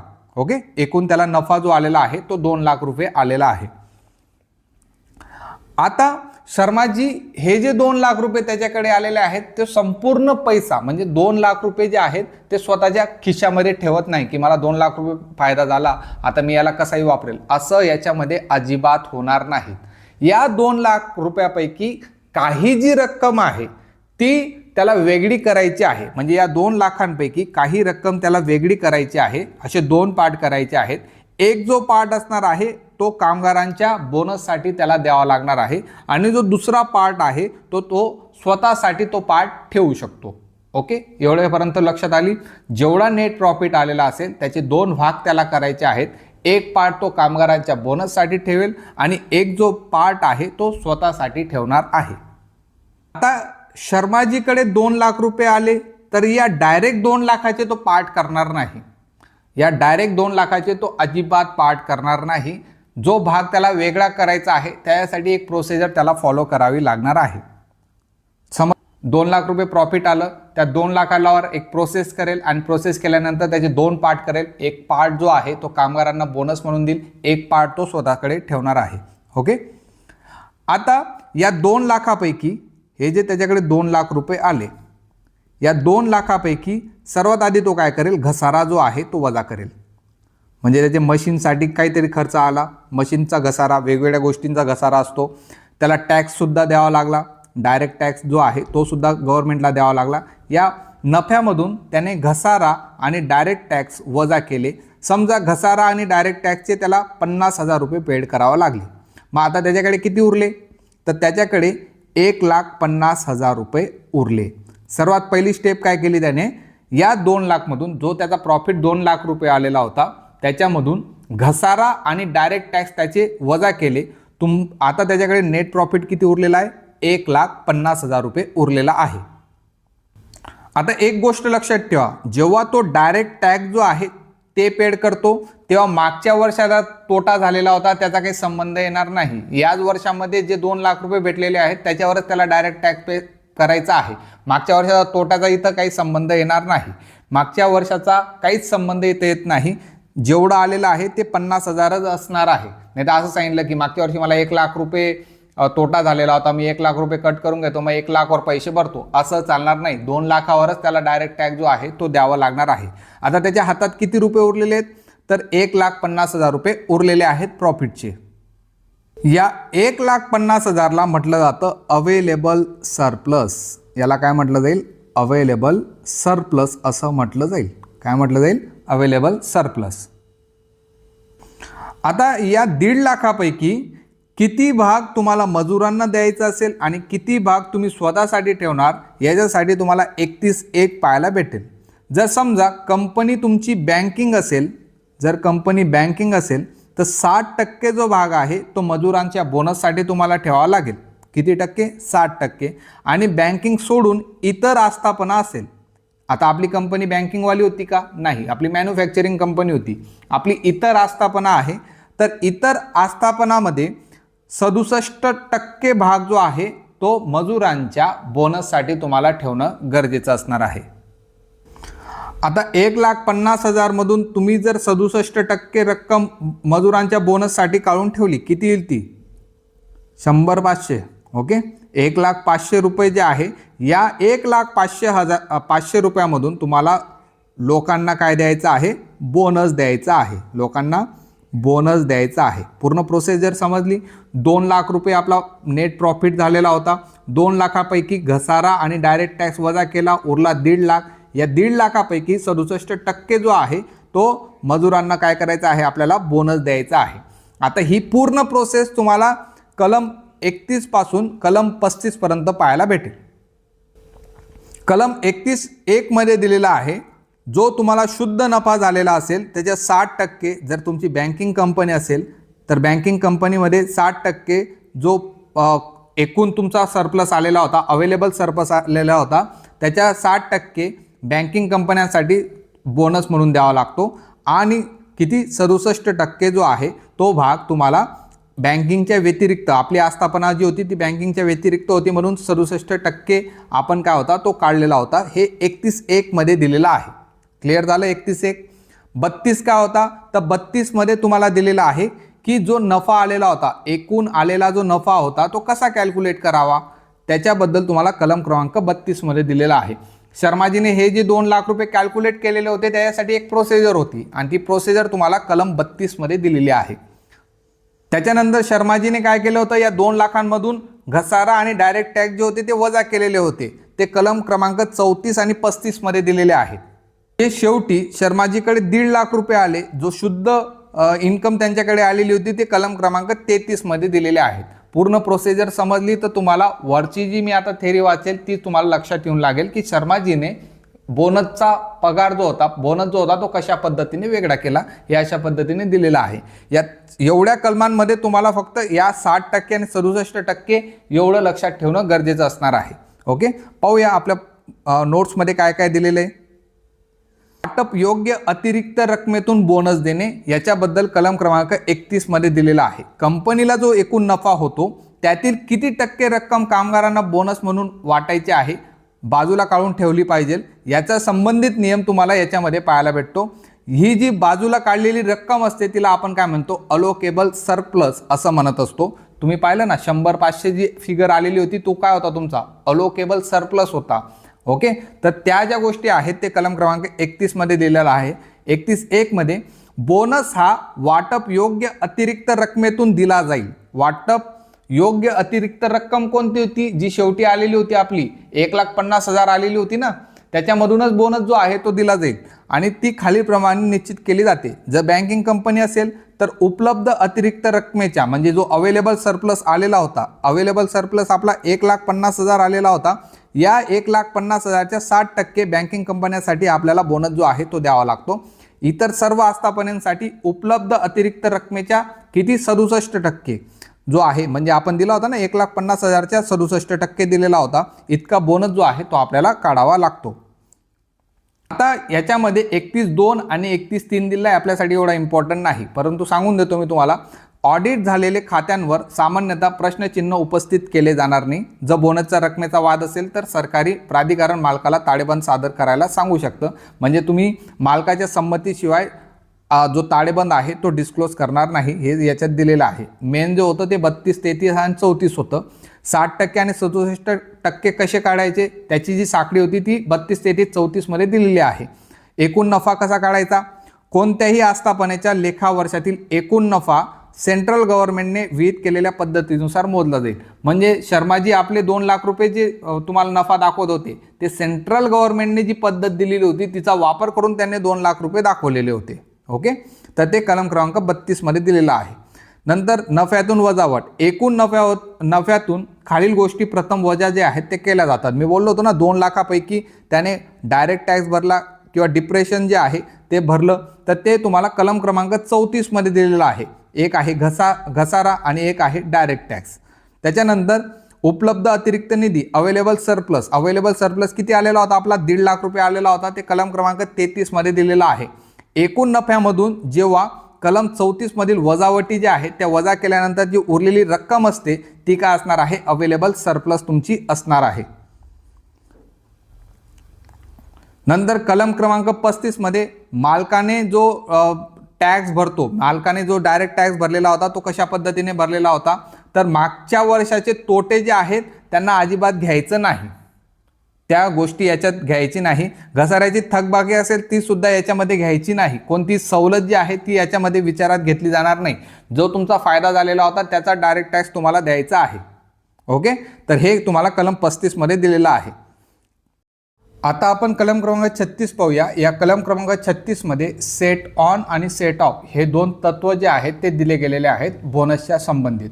36(1) मध्ये दिलेलं आहे सेट ऑनचं तत्व आणि 36(2) मध्ये दिलेलं आहे सेट ऑफचं तत्व. नेमकं काय आहे ते आपण पाहणार आहोत. आता तुम्हाला एक एक्झाम्पल देतो. तुम्हाला एक गोष्ट क्लिअर आहे, जो शर्माजी होता आपला जो मालक होता तो कमीत कमी किती बोनस देणार आहे, तर कमीत कमी 8.33% जो आहे तो बोनस देणार आहे. त्याच्यासाठी नियम पण आहे की जास्तीत जास्त तो किती बोनस देऊ शकतो, तर जास्तीत जास्त तो 20% जे आहे बोनस देऊ शकतो. या 2 फिगर तुम्हाला लक्षात असतील. जो मालक असेल तो कमीत कमी 8.33% बोनस देतो आणि जास्तीत जास्त तो आपल्याला 20% जे आहे ते बोनस देऊ शकतो. ओके, ह्या 2 फिगर तुम्हाला एकदम क्लिअर आहेत. आता आपली कंपनी रन होते, ही आपली कंपनी होती, आपली कंपनी रन झाली. आता या कंपनीचं वर्ष क्रमांक 1 आहे, पहिल्या वर्षाची आपली कंपनीचं पाहूया. वर्ष क्रमांक 1 मध्ये म्हणजे पहिल्या वर्षी समजा आपल्या फॅक्टरीला भरपूर नफा झालेला आहे. ओके, आता इतका नफा आपल्या कंपनीला झालेला आहे, तर आता शर्माजी काय करतात, भरपूर नफ्याच्या वेळेस काय केलं तर मॅक्झिमम बोनस वाटण्याचा प्रयत्न केला. मॅक्झिमम बोनस शर्माजी कितीपर्यंत देऊ शकतात, तर 20% पर्यंत मॅक्झिमम बोनस जो आहे तो देऊ शकतात. तर शर्माजीने काय केलं, जो मालक होता त्याने काय केलं, 20% रक्कम बोनस म्हणून सर्व कर्मचाऱ्यांना वाटली. सगळे कर्मचारी एकदम खुश, सगळेच्या सगळे एकदम खुश. तरी आता एवढा सर्व बोनस वाटून सुद्धा शर्माजीकडे 50,000 रुपये एक्स्ट्रा पडले. म्हणजे 67% आपण दिलेले होते, त्याच्यापैकी सर्व बोनस त्यांनी मॅक्झिमम बोनस वाटला. 20% पर्यंत बोनस वाटला प्रत्येकाला 20-20% म्हणजे त्यांच्या पगाराच्या 20% त्यांनी बोनस वाटून दिला. तरी सुद्धा शर्माजीकडे किती उरले, 50,000 रुपये उरले. आता या 50,000 रुपयाचं नेमकं काय करायचं, तर या 50,000 रुपयामध्ये शर्माजी ते आपल्या खिशात ठेवणार नाही. जो मालक आहे तो आपल्या खिशात ते पैसे अजिबात ठेवणार नाही. तो काय करेल, या 50,000ला एका वेगळ्या तिजोरीमध्ये ठेवेल, एक वेगळ्या अकाउंटमध्ये हे 50,000 ठेवणार आहे. आता हे 50,000 त्याने वेगळ्या अकाउंटमध्ये ठेवले, त्याला म्हटलं जातं सेट ऑन करणं. त्याला काय म्हटलं जातं, सेट ऑन करणं. एवढं लक्षात राहू द्या, सध्या पुरता लक्षात राहू द्या. जेव्हा आपण नियम वाचू तेव्हा अजून क्लिअर होईल. 50,000 रुपये सर्व बोनस मॅक्झिमम वाटून सुद्धा त्याच्या अकाउंटला 50,000 रुपये उरलेले आहेत. तो काय केला, आपण सेट ऑन म्हणून ठेवलेला आहे. आता आपल्या कंपनीचं दुसरं वर्ष चालू झालं, वर्ष क्रमांक 2 चालू झालं. आता या वर्ष क्रमांक 2 मध्ये काय झालं, वर्ष क्रमांक 2 मध्ये पूर्ण बाजारपेठमध्ये मंदीचं सावट आलं. आपला मालच विकला गेला आणि आपली कंपनी व्यवस्थित चाललीच नाही. तर आपल्या कंपनीला इथं काय झाला, तोटा झाला. आता तोटा झालेला आहे तरी सुद्धा शर्माजीला बोनस वाटणं गरजेचंच आहे. 100% शर्माजीला बोनस वाटायचा आहे. तर शर्माजी काय करेल, मॅक्झिमम बोनस न वाटता मिनिमम बोनस वाटेल. मिनिमम बोनस किती होता, 8.33% मिनिमम बोनस होता. आता मिनिमम बोनस त्याला वाटणं गरजेचं आहे. त्याने पूर्ण कॅल्क्युलेशन केलं. 8.33च्या दराने त्याला प्रत्येक मजुराला काय बोनस वाटणं आहे त्याने कॅल्क्युलेशन केलं. त्याला आले 88,300 रुपये. समजा 88,300 रुपये समजा त्याला वाटायचे आहेत. किती? 88,300 रुपये. त्याच्याकडे तोटा झालेला आहे म्हणजे त्याच्याकडे 1 रुपयाही शिल्लक नाही. परंतु मागच्या वर्षी त्याने 50,000 रुपये काय केलेले होते? सेट ऑन म्हणून ठेवलेले होते. सेट ऑन म्हणून ठेवलेले होते ना. तर हे 50,000 रुपये तो काढेल, याच्यामध्ये टाकेल. किती? 50,000 रुपये टाकले. आता 50,000 टाकल्यानंतर त्याला अजून किती लागत आहेत? त्याला लागत आहेत 38,300. किती लागत आहेत? 38,300 रुपये त्याला लागत आहेत. आता हे 38,300 तो कुठून आणेल याचा प्रश्न त्याला पडला. तर 38,300 रुपये तो स्वतःच्या खिशामधून टाकेल. 38,300 रुपये तो काय करेल? स्वतःच्या खिशातून टाकेल. त्याला काय म्हटलं जातं? त्याने काय केलं? इथं सेट ऑफ केलं. काय केलं? सेट ऑफ केलं. म्हणजे 38,300 रुपये जे आहेत ते त्याने एक्स्ट्रा दिलेले आहेत. ओके. म्हणजे जेव्हा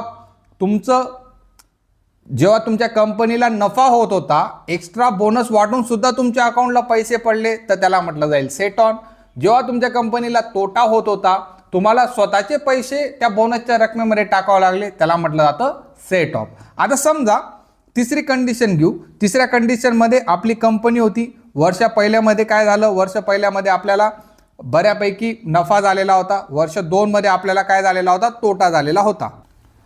आता तोटा झालेला होता. आता समजा वर्ष 3 आलं आणि वर्ष 3 मध्ये नॉर्मल परिस्थिती निर्माण झाली. नॉर्मल परिस्थिती निर्माण झाली आणि या वर्ष 3 मध्ये त्याच्याकडे जो सरप्लस आलेला होता तो किती आलेला आहे? बोनस वाटण्यासाठी 1,20,000 रुपये आलेला आहे. मग तो आता डायरेक्ट 1,20,000 रुपये लोकांना वाटेल का? तर तो डायरेक्ट 1,20,000 रुपये लोकांना वाटणार नाही. सर्वात आधी त्याने त्याच्या स्वतःच्या खिशामधून जे 38,300 दिलेले आहेत ते 1,20,000 मधून ते 38,300 रुपये जे आहेत ते पहिले मायनस करेल आणि जी रक्कम उरेल ती काय करणार आहे? तो बोनस म्हणून वाटणार आहे. हे कंडिशन तुम्हाला या कलमामध्ये पाहायला भेटते. कलम 36 जे आहे त्याच्यामध्ये सेट ऑन आणि सेट ऑफची कंडिशन दिलेली आहे. त्यामध्ये 36(1) जे आहे ते सेट ऑन सांगतं आणि 36(2) जे आहे ते तुम्हाला सेट ऑफ सांगत आहे. आणि त्याच्यानंतर जे 36(4) आहे ते तुम्हाला रिकव्हरी कशा पद्धतीने करायची, म्हणजे स्वतःचे पैसे जे गेलेले होते ते परत कसे मिळवायचे त्याबद्दल तरतूद जी आहे ती 36 मध्ये तुम्हाला पाहायला भेटते. आता पाहूया की नेमकं नोट्समध्ये काय दिलेलं आहे. कलम 36 दिलेला आहे. याच्यात सेट ऑन आणि सेट ऑफचं तत्व कलम 36 मध्ये तुम्हाला मेन्शन केलेलं आहे. सेट ऑन आणि सेट ऑफचं तत्व कशा लागतात? अलोकेबल सरप्लसला ही लागत असते. नफा तोट्याचं संतुलन राखण्यासाठी हा कलम जो आहे तो सर्वात महत्त्वाचा आहे. मग 36(1) मध्ये सेट ऑन दिलेला आहे. 36(2) मध्ये सेट ऑफ दिलेला आहे. सेट ऑन काय असतं? जर एखाद्या वर्षात वाटप योग्य अतिरिक्त रक्कम कामगारांना कमाल बोनस देऊनही, कमाल बोनस म्हणजे किती? 20% बोनस देऊनही जर ती शिल्लक राहत असेल, काय असेल? शिल्लक राहत असेल तर ती जास्तीची रक्कम वेतनाच्या 20% मर्यादेपर्यंत पुढील वर्षासाठी आपण काय करतो? तिला सेट ऑन करत असतो. ओके. ही रक्कम जास्तीत जास्त 4थ्या लेखा वर्षापर्यंत, म्हणजे समजा पहिल्या वर्षी नफा झाला, दुसऱ्या वर्षी नफा झाला, तिसऱ्या वर्षी नफा झाला, 4थ्या वर्षी नफा झाला, जास्तीत जास्त तुम्ही 4थ्या वर्षापर्यंत ही आपण काय करतो? पुढे नेत असतो. म्हणजे 50,000 इथं आले, परत 50,000 इकडे जाऊ शकतात, परत पुढे जाऊ शकतात. या पद्धतीने आपण सेट ऑन जे आहे ते करू शकतो. सेट ऑफचं तत्व काय होतं?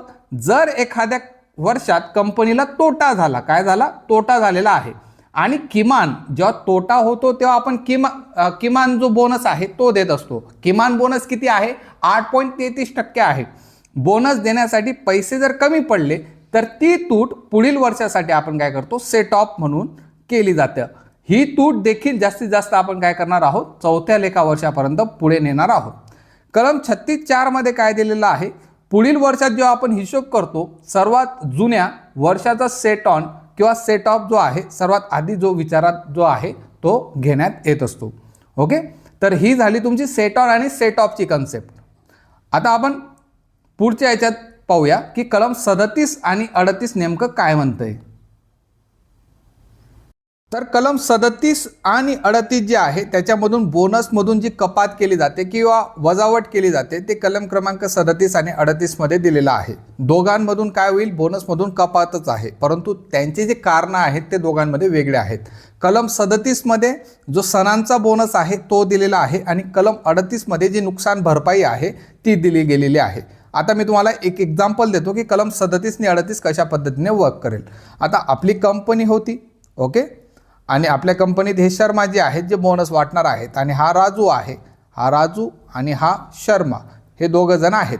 आता समजा काय झालं, अशी कंडिशन आली की शर्माजी जे असतील ते दिवाळीला तुम्हाला बोनस वाटणार आहेत. बोनस तुमचा निघाला 10,000 रुपये. ओके, 10,000 रुपये बोनस निघाल्यानंतर शर्माजी चेक करतील अकाउंटमध्ये की यांच्यावर काही वजावटी असणार आहेत का. मग त्यांना शर्माजींनी चेक केलं की राजूवर काही वजावटी आहेत का. त्यांनी ठरवलं की यावर्षी राजूने जेव्हा गणपती बसत होते तेव्हा 3,000 रुपये जो आहे तो एक्स्ट्रा घेतलेला होता. किती? 3,000 रुपये जे होते ते एक्स्ट्रा घेतलेले होते. मग अशा वेळेस शर्माजीला अधिकार प्राप्त होईल. शर्माजी काय करतील, राजूला जो बोनस भेटणार आहे 10,000 रुपये त्याच्यामधून हे जे 3,000 रुपये आहेत जे त्याने फेस्टिवलसाठी एखाद्या कार्यक्रमासाठी घेतलेले होते ते वजा करतील आणि त्याची जी रक्कम येईल, म्हणजे रक्कम किती आली 7,000 रुपये, तर 7,000 रुपये राजूला शर्माजी पे करणार आहेत. 10,000 रुपये पे करणार नाहीत. 3,000 रुपये कशाचे काढले, कारण की राजूने सणासाठी 3,000 रुपये एक्स्ट्रा कोणाकडून घेतले होते, कंपनीकडून घेतलेले होते. मग ही सणांची वजावटी काढून राजूला काय असणार आहे, बोनस भेटणार आहे. ही तुमची पहिली कंडिशन झाली. आता दुसऱ्या एक्झाम्पलमध्ये पुन्हा एकदा आपली कंपनी होती, इथं शर्माजी आणि इथं राजू नसताना इथं आहे गण्या. काय आहे, गण्या आहे. आता समजा गण्याचं काहीतरी फॅक्टरीबरोबर भांडण झालं आणि अशा कंडिशनमध्ये गण्याने काय केलं, 5,000 रुपयाचं फॅक्टरीचं नुकसान केलेलं आहे, मशीनचं जे आहे नुकसान केलेलं आहे. इथं कोण आहे, इथं शर्माजी आहेत. शर्माजी परत कॅल्क्युलेशन करायला बसतात. 10,000 रुपये त्यांना बोनस देणं गरजेचं आहे, परंतु नंतर त्यांना माहीत पडलं की गण्याने 5,000 रुपयाचं नुकसान केलेलं आहे. मग गण्याने जे 5,000चं नुकसान केलेलं आहे ती वजावटी याच्यामधून वजा करतील आणि उरलेली जी फायनल रक्कम आहे 5,000 रुपये तेवढी गण्याला काय भेटणार आहे, तेवढी गण्याला बोनस जो आहे तो भेटणार आहे. म्हणजे वजावटी ज्या असतात त्या बोनसमधून कपात करून जो बोनस आहे तो देत आहे. हे तुम्हाला कलम क्रमांक 38 मध्ये लिहिलेलं आहे. एकदम सिंपल एक्झाम्पल होतं. आता समजा अजून एक कंडिशन पाहूया. ही तिसरी कंडिशन मी घेऊया. ही एक आपली फॅक्टरी होती, इथं शर्माजी आहेत. आता आपण काय करतोय, तिसरी कंडिशन घेतोय. तिसऱ्या कंडिशनमध्ये हे शर्माजी आहेत, इथं तुमचे गण्या आहे. ओके, आता गण्याने नुकसान जे केलेलं आहे 10,000 रुपयाचं केलेलं आहे आणि कंपनीने ठरवलेलं आहे की कंपनीतल्या प्रत्येक व्यक्तीला 8,000 रुपये बोनस देणं गरजेचं आहे.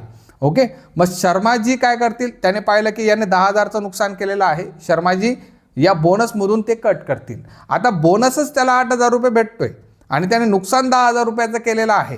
मग 8,000 मधून जर 10,000 मायनस केले तर वजा 2,000 रुपये भेटतील. आता हे जे 2,000 रुपये अजून गण्यावर घेणं आहे, यावर्षी गण्याला 1 रुपया भेटणार नाही, कारण की त्याचे 8,000 ऑलरेडी कॅन्सल झालेले आहेत. उलट त्याच्यावर किती रुपये येत आहेत, 2,000 रुपये येत आहेत.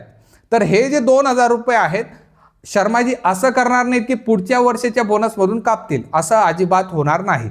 हे जे 2,000 रुपये एक्स्ट्रा आहेत ते शर्माजी काय करतील, त्याच्या रेग्युलर पगारमधून कट करतील, बोनसमधून कट करणार. पुढच्या वर्षाच्या बोनसमधून ते कट करणार नाही. या वर्षाचा पूर्ण बोनसही गेला आणि 2,000 रुपये जे एक्स्ट्रा कट होतील ते कशात होणार आहेत, ते त्याच्या पगारामधून कट होणार आहेत.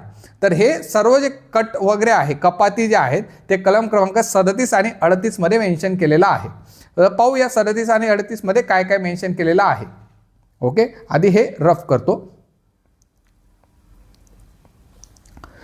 तर कलम क्रमांक 37 मध्ये जर मालकाने त्या लेखावर्षात कामगाराला अगोदरच पूजा बोनस दिलेला असेल किंवा सणांचा बोनस दिलेला असेल किंवा फायनल बोनसचा काही भाग ॲडव्हान्समध्ये दिलेला असेल तर मालक ती रक्कम फायनल बोनस म्हणून वजा करू शकतो. कामगाराला फक्त उरलेली जी रक्कम आहे तीच भेटू शकते. जसं मी राजूचं एक्झाम्पल दिलं, गणपतीसाठी त्याने 3,000 रुपये घेतलेले होते ना, तर 10,000 मधून 3,000 वजा करून राजूला भेटणार आहेत 7,000 रुपये. हे कलम 37 मध्ये तुम्हाला पाहायला भेटतं. कलम क्रमांक 38 मध्ये जर कोणत्याही कामगाराने गैरवर्तन करून मालकाचे आर्थिक नुकसान केलं असेल, आता गण्याने मशिनीचं नुकसान केलेलं होतं, 5,000 रुपये मशिनीचं नुकसान केलेलं होतं, तर मालक त्या नुकसानीची रक्कम कामगाराच्या बोनसमधून काय करू शकतो, वजा करू शकतो. अट आहे ही कपात फक्त त्याच लेखा वर्षाच्या बोनसमधून करता येईल. म्हणजे जर ती बोनसपेक्षा, मी बोललो होतो ना, बोनस जर 8,000 येत असेल आणि 10,000चं नुकसान केलं असेल तर 8,000 तर ऑलरेडी बोनस पूर्ण कट झाला, परंतु वरचे 2,000 रुपये एक्स्ट्रा जे असतील ते पुढच्या वर्षाच्या बोनसमधून कट करणार नाही, तर पगारमधून कट करेल. एवढी सिंपल कंडिशन तुम्हाला कलम क्रमांक 38 मध्ये पाहायला भेटेल. आता आपण कलम क्रमांक 39 पाहणार आहोत आणि या कलम क्रमांक 39 मध्ये बोनस जो देण्याची कालमर्यादा आहे ती मेन्शन केली गेलेली आहे. 39 मध्ये क्लिअरली मेन्शन आहे की मालकाला बोनस कधीपर्यंत द्यायचा आहे. ओके, 39 मध्ये पाहिले 2 जे आहेत ते महत्त्वाचे उपकलम तुम्हाला पाहायला भेटतील. एक्झाम्पलच्या माध्यमातून समजूया, कारण की त्याच्यामध्ये जर तुम्ही रीड करायला गेले तर जास्त कॉम्प्लिकेशन जे असतील ते तुम्हाला पाहायला भेटतील. एकदम सिंपल एक्झाम्पल घेऊया. तर कलम क्रमांक 39 मध्ये 8 मंथचा रूल आहे. 8 महिन्याचा जो रूल आहे तो तुम्हाला पाहायला भेटतो. 8 मंथ रूल काय असेल नेमकं सांगतो.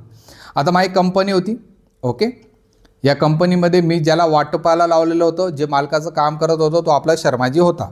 ठीक आहे, ही कंडिशन तुम्हाला समजलं. आता काय झालं, लेखा वर्ष तुम्हाला माहिती आहे, ऑडिटचं वर्ष जे आहे ते कधी संपतं, तर लेखा वर्ष संपलं तुमचं 31 मार्च 2026 रोजी तुमचं लेखा वर्ष संपलं. आता कलम क्रमांक 39 मध्ये म्हटलेलं आहे की लेखा वर्ष संपल्यानंतर, कधी संपलं आपलं लेखा वर्ष, 31 मार्च 2026 या दिवशी आपलं लेखा वर्ष संपलेलं आहे. लेखा वर्ष संपल्यानंतर पुढे 8 महिने घ्यायचे. किती? 8 महिने. आणि या 8 महिन्याच्या आत तुम्हाला कामगारांना बोनस द्यायचा आहे, असं तुम्हाला कलम क्रमांक 39(1) म्हणत आहे. काय म्हणत आहे? 39 उपकलम 1 काय म्हणते? लेखा वर्ष संपल्यानंतर 8 महिन्याच्या आत तुम्हाला कर्मचाऱ्यांना बोनस जो आहे तो द्यायचा आहे. ओके, सर्व कर्मचाऱ्यांना, म्हणजे त्याच्यात तुमचा राजू पण येईल, त्याच्यात तुमचा गण्या पण येईल, तुमचे जेवढे कर्मचारी असतील त्या सर्वांना 8 महिन्याच्या आत काय करायचं आहे? बोनस द्यायचा आहे. आता तुम्ही जर 31 मार्च नंतर 8 महिने कॅल्क्युलेट केले तर साधारणतः ऑक्टोबर नोव्हेंबरचा जो महिना आहे तिथं तुम्हाला पाहायला भेटतं की ऑक्टोबर नोव्हेंबर महिन्यामध्ये काय येते? तुमची दिवाळी येते.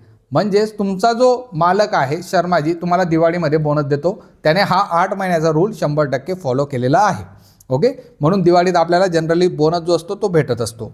समजा आता 31 मार्च नंतर 8 महिने कधी कंप्लीट होतात? 30 नोव्हेंबरच्या आसपास तुमचा जो 8 महिन्याचा कालावधी आहे तो कंप्लीट होतो. ओके, आता शर्माजीला अडचण आली, त्याचं ऑडिट काय झालं? कंप्लीटच नव्हतं. ऑडिट जे आहे ते कंप्लीटच झालं नाही किंवा काहीतरी तांत्रिक अडचण आली. अशा वेळेस शर्माजी काय करेल? सरकार जे आहे सरकारला काय करेल? एक अर्ज प्रोव्हाइड करेल, एक अर्ज देईल आणि सांगेल की मला जी बोनसची मर्यादा दिलेली आहे 8 महिन्याची ती तुम्ही मला वाढवून द्या. ओके, तर वाढून द्या असं तो सरकारकडे अर्ज करेल. सरकार काय करेल? त्याला ती जी मुदत आहे ती वाढवून देईल. सरकार किती मुदत वाढवतं? 3 महिने वाढू शकतं, 6 महिने वाढू शकतं. ओके, 8 महिने वाढू शकतं. सरकार मुदत वाढू शकतं. आता सरकार मॅक्झिमम कधीपर्यंत वाढू शकते? आता 31 मार्च 2026 रोजी लेखा वर्ष पूर्ण झालं. या 31 मार्च 2026 नंतर 2 वर्षापर्यंत, म्हणजे 31 मार्च 2028, 31 मार्च 2028 पर्यंत आपले जे शर्माजी आहेत या 2 वर्षाच्या कालावधीमध्ये शर्माजींना कंपल्सरी असेल की त्यांनी बोनस जो आहे तो पे केला पाहिजे. 31 मार्च 2028 पर्यंत त्याला बोनस जो आहे तो पे करायचा आहे. सरकार याच्यापेक्षा 1 दिवसही जास्त वाढवून देणार नाही. ही क्लिअर झालं. 2 वर्षापर्यंत जर त्याने ॲप्लिकेशन केलं असेल तर 2 वर्षापर्यंत तो बोनस जो आहे तो वाढून दिला जाऊ शकतो. आता तिसरी कंडिशन घेऊया. काय झालं?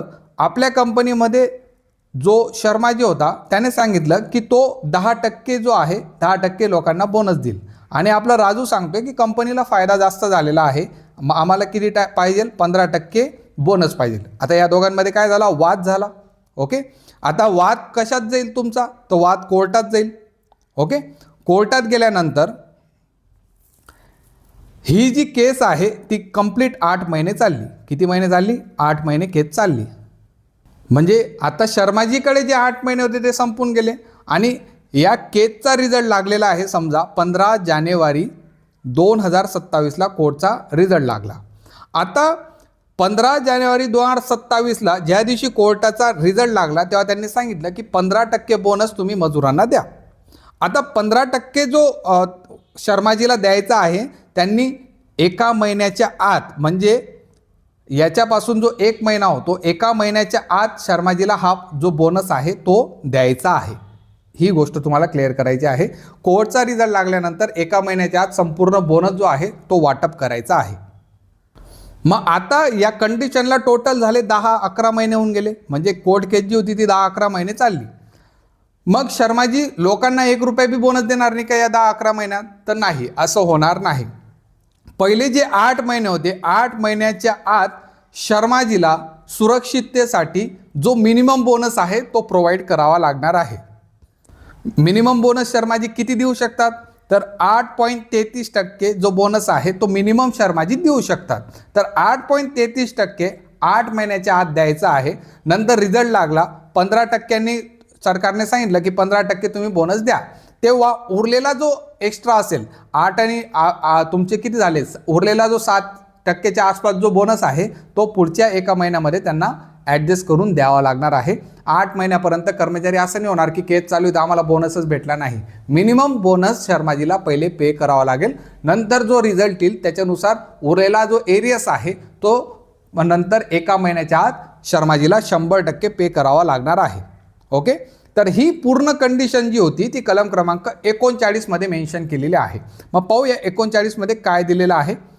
ओके, तर कलम क्रमांक 39 मध्ये बोनस देण्याची कालमर्यादा मेन्शन केलेली आहे. बोनस वाटपाची डेडलाईन काय असते त्याच्यावर हा प्रश्न विचारला गेलेला आहे. सामान्य नियम काय असतो 39(1) मध्ये, मालकाने बोनसची रक्कम लेखावर्ष संपल्यापासून, लेखावर्ष कधी संपलं होतं आपलं 31 मार्चला संपलेलं होतं, तर लेखावर्ष संपल्यापासून 8 महिन्याच्या आत कामगाराच्या बँक खात्यामध्ये जमा केली पाहिजे असं त्याच्यात म्हटलेलं आहे. मुदतवाढ घेऊ शकतो का? मालक घेऊ शकतो. जर मालकाने योग्य कारणास्तव सरकारकडे अर्ज केला तर सरकार ही 8 महिन्यांची मुदत जी आहे ती वाढवून देऊ शकतो. जी वाढीव मुदत असेल, एकूण कालावधी कोणत्याही परिस्थितीत 2 वर्षापेक्षा जास्त असू नये. मी बोललो ना 2 वर्षापेक्षा जास्त तो कालावधी राहणार नाही. त्याच्यानंतर जर वाद सुरू असल्यास 39(2) मध्ये दिलेला आहे, जर बोनस सोबत न्यायालयात किंवा प्राधिकरणाकडे वाद जर असेल, प्रलंबित असेल तर निकाल लागल्यापासून एका महिन्याच्या आत बोनस द्यावा लागेल. बोनस कधी द्यायचा होता? ज्या दिवशी निकाल लागला त्याच्या एका महिन्याच्या आतमध्ये बोनस जो आहे तो द्यायचा असतो. वाद चालू असला तरी किमान 8.33% बोनस हा 8 महिन्यांच्या आत द्यावा लागणार आहे. मी तुम्हाला बोललो होतो की जरी वाद चालू असेल असं नाही की शर्माजी सगळे पैसे रोखून ठेवतील. मिनिमम 8.33% जो असेल बोनस पहिले देऊन टाकतील. नंतर उरलेला जो कोर्टाचा रिझल्ट आला असेल उरलेला बोनस त्याला 1 महिन्याच्या आत द्यायचा आहे.